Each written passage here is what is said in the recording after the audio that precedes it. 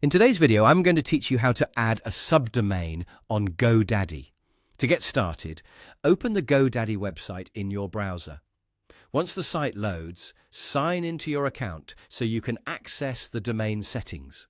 Make sure you're using the account where your domain is actually managed, since the subdomain and forwarding options will only appear there. After you're logged in, go to your profile section. From there, open My Products.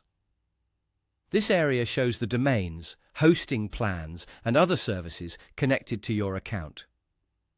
Look for the domain you want to work with, because that's where you'll manage the subdomain settings.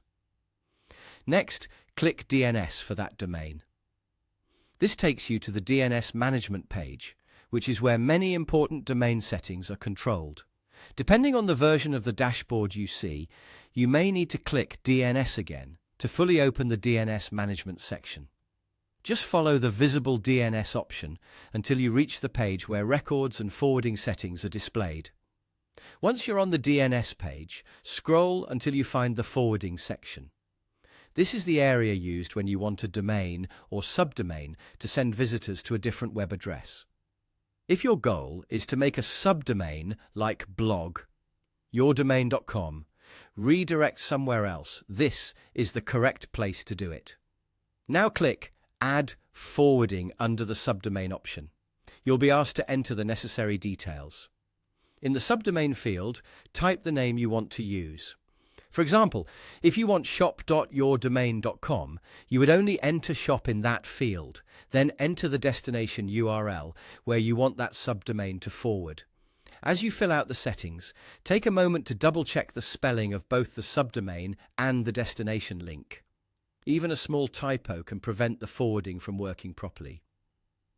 If GoDaddy gives you forwarding choices, such as the type of redirect or whether the forwarding should be masked, review those carefully and choose the option that matches your needs. Once everything looks correct, click Save. After saving, give the changes a little time to update. DNS and forwarding changes are not always instant, so it may take a short while before the subdomain starts working. If it doesn't appear right away, wait a bit and test it again in your browser. And that's it. You've successfully added a subdomain on GoDaddy using forwarding.